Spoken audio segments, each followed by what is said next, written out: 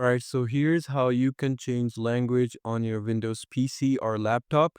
So make sure you watch this video till the end to exactly know how you can change the language. So it's very simple and easy. It's both for Windows 10 and 11. So what you simply need to do is just simply head over to your settings first. And once you're inside settings, you'll automatically see time and language. But if you can't find it, just simply type in time and language and you'll see date and time and language settings, or you can just simply type in language as well. It's like that.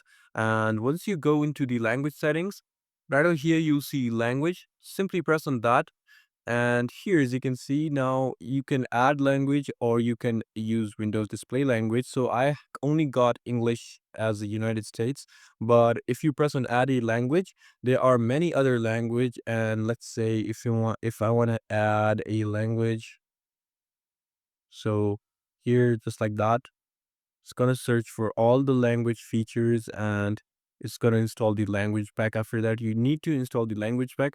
Once the language pack is installed, you can just simply choose it like that and use it. So yeah, this is it. I hope this video actually helped you out. I'll see you soon.